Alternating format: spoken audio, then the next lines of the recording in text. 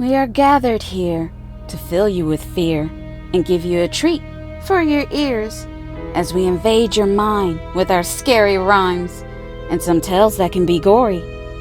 As you bear witness and sit here and listen to our poetic horror stories.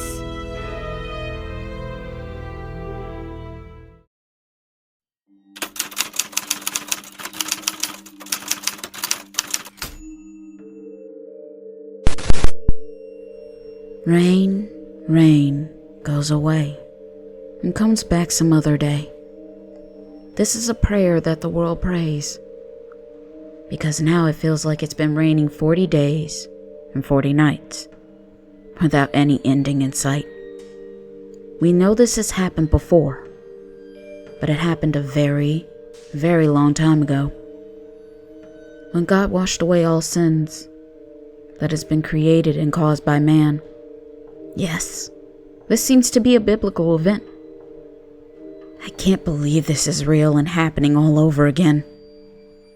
The rain is coming down so hard. The sky is pitch black and completely dark.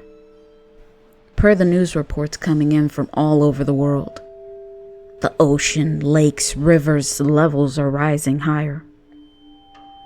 We are losing land mass fast. Millions of people can't leave their areas and homes. We are all trapped. Me and my husband has been trying our best to keep the water out of our house. But this is an impossible task. We need to come up with an escape plan. My husband is a carpenter by trade, and since we've been stuck here, every day he goes into our garage and he's been working on a boat. He's been reinforcing it to make sure it can endure and it can float. We are also gathering all of our resources and supplies. We have enough food and water for a couple of months to help us stay alive. We hope the rain will stop soon, because once our supplies run out, I don't know what we will do.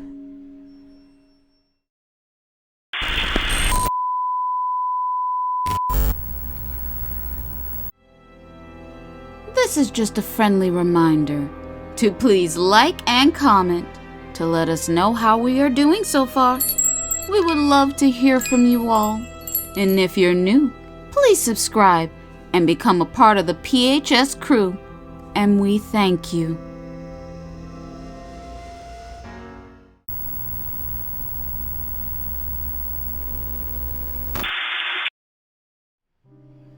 The rain started to slowly creep into our home.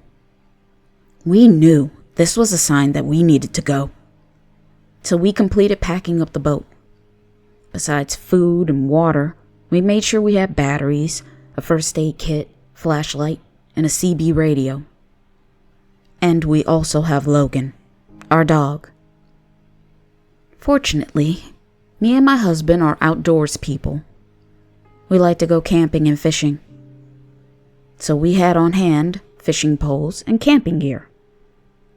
Once the water was about 4 feet in our home, we opened up our garage door. And in an instant, the water started rushing in.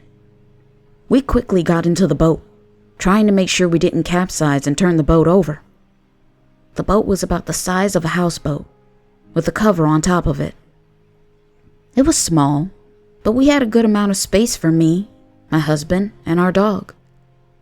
It felt pretty safe and secure. It was rough going for the first few days, but we quickly got used to it as it continued to rain. The flooding was ruthless. It was overwhelming. Day and night, night and day. It just won't relent and give way. There was so much water all over the place. The buildings, houses, stores were gone. We couldn't see the streets. We were trapped for weeks. It felt like we were on the high seas.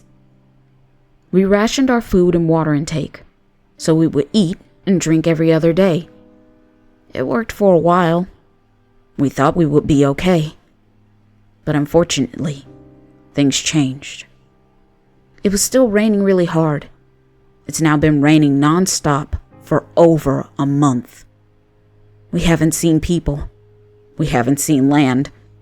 The situation is truly bad. At times, it felt like we were the only ones left in this world. A new world made of water. What a disaster. But me and my husband tried to keep our hopes alive. We knew the rain would eventually end in time, and we would be back on dry land. One night after we all went to sleep, we woke up because our boat was caught on something. We were no longer moving. We started to look around the boat, and we discovered a leak from a hole. Water started coming in. I thought to myself, I can't believe this is how we will meet our end. But my husband is a crafty man, and he was able to patch the hole and get us moving again. But unfortunately, the next day, when we had some light, we noticed we lost half of our supplies. I just fell to my knees and I started to cry. But my husband convinced me everything will be all right. He is such a sweet, caring, and gentle man. I don't know what I would do without him. And our dog Logan was still doing amazingly. He's a good boy, and he is happy and healthy. I am very grateful for them both. They are my reason I am able to keep going. After that incident, my husband and I doubled our efforts to find land and people. Every day we called out anyone on our CB radio. We also started skipping eating and drinking water for about 2 days, instead of every other day. It was going to be hard, but we needed to make it work. The rain was still going harder and harder. As we tried our best not to think about food, as we grow hungrier and hungrier. It's now the end of the month, and we are now down to 2-gallon jugs of water, but only 2 cans of beans. We tried fishing, but we never caught anything. In a few days, we will not have any food. I don't know what we are going to do. My husband and I have lost so much weight. We are so weak. All we do is sleep most of the day. Logan, out of all of us, still has energy. And he still has dog food to eat. My husband and I made a decision once our food is gone. We will also have to eat Logan's food. We won't have much of a choice. The dog food would give us all about 3 weeks. But after that, we won't have anything. When we finally run out of food, my husband and I became delirious from hunger. We started to hallucinate. We both started seeing and saying crazy things. My husband one day tried to walk off the boat. He thought he saw the front door to our home. He told me I should have let him go. He just wanted to die.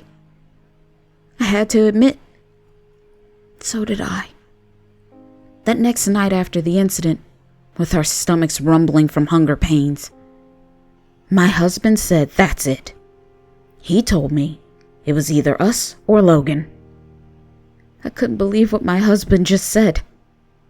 I knew right then he was out of his head. I told him we can't eat our dog. He's a family member to us. That's just wrong. My husband said, "You think I don't feel bad for thinking this? But if we don't, we will not make it. Look, we need food now or we won't survive. And eating him will buy us some more time." I look over at Logan as he lay there asleep. He is such a good boy. And I know for a fact he would sacrifice his life for us. With tears in my eyes and hunger pains, I whispered, "Okay." The next day, when me and my husband woke up, we had noticed the boat stopped moving again. When we came out to investigate, we both started to cry because we were on land and there was no rain. The rain finally stopped and went away. And there were other boats with people in them. Me and my husband rejoiced as we started to celebrate. But then our happiness turned to sadness as we looked at each other in shame, because the realization and horror sat in. If we only knew what we had to do was to wait just one more day, then our dog Logan would have still been here to also celebrate.